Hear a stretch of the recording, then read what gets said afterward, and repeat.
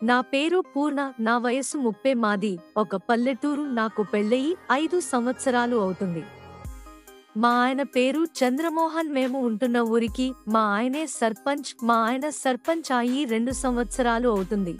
ఆయన సర్పంచ్ కాకముందు 3 సంవత్సరాలు మేము చాలా సంతోషంగా ఉన్నాము. అప్పుడు నన్ను చాలా ప్రేమగా చూసుకునేవారు.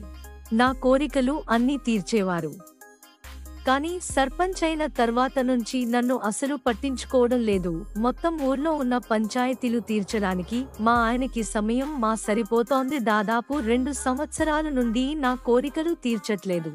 ఆయన సర్పంచ్ కావడానికి చాలా కష్టపడ్డారు. దానికి నేను కూడా చాలా సహాయపడ్డాను. మా ఆయన మగవారితో తిరిగితే నేను మా ఊరి ఆడవాళ్లను వెంటబెట్టుకుని ప్రచారానికి తిరిగాను. అలా సర్పంచ్ పదవి కోసం చాలా కష్టపడ్డాము. చివరికి మా ఆయన దాంతో భారీ మెజారిటీతో విజయాన్ని పొందారు. నేను చాలా అందంగా ఉంటానని బయట అందరూ అంటూ ఉండేవాళ్లు.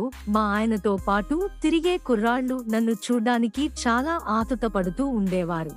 మా ఆయనకి నేనంటే చాలా ఇష్టం. నా పెళ్లి చూపులకి వచ్చినప్పుడు మా ఆయనకి నేను ఒక్కసారికే నచ్చేశాను. వెంటనే నన్ను చూసి నాకు నచ్చింది. అమ్మాయి పెళ్లి త్వరగా చేయండి అని వాళ్లతో చెప్పారంట. పెళ్లి అయిన తర్వాత కూడా నన్ను చాలా సంతోషంగా చూసుకున్నారు.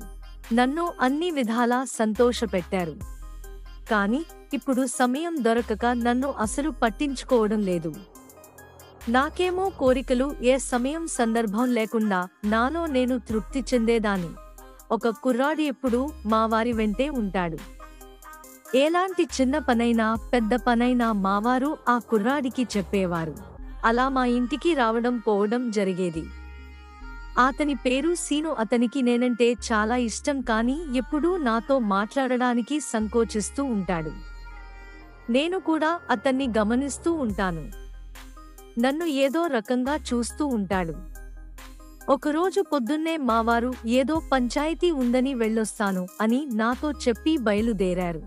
నేను సరే అండి వెళ్ళి రండి అని చెప్పి కిచెన్లోకి వెళ్ళాను వంట చేయడానికి. 1 గంట తర్వాత మా డోర్ ముందు మేడం అని ఎవరో పిలిచినట్టు వినిపించింది. ఎవరా అని చూస్తే సీను.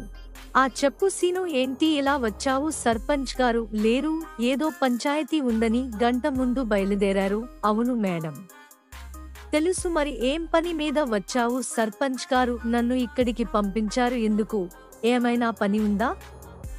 ఒక 30 మందికి సరిపోయే టీ తీసుకుని మందికి రమ్మన్నారు. సరే, మరి అంత సరిపడేంత పాలు లేవు, నువ్వు వెళ్ళి పాలు తీసుకుని రా అని చెప్పి సీనుకి డబ్బులు ఇవ్వడానికి వెళ్ళాను.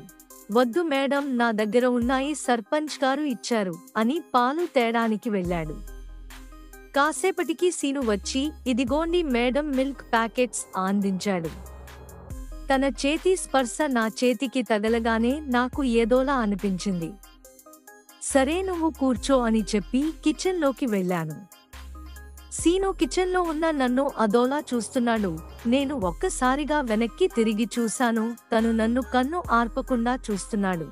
నేను కూడా ఇదే సమయం అని నా అందాలు కనిపించేలాగా నా నడుము కాస్త చూపిస్తూ అటు ఇటు తిరుగుతూ టీ రెడీ అయ్యింది అని చెప్పను. అలాగే మేడం అని టీ తీసుకుని బయలుదేరిపోయాడు. కాసేపటికి టీ తీసుకుని ఇంటికి వచ్చాడు. రా లోపలికి అని పిలిచాను. తను వచ్చి సోఫాలో కూర్చున్నాడు. నేను కూడా తన పక్కన కూర్చున్నాను. అప్పుడు సీను, నిన్ను ఒకటి అడుగుతాను, ఏమీ అనుకోవు కదా?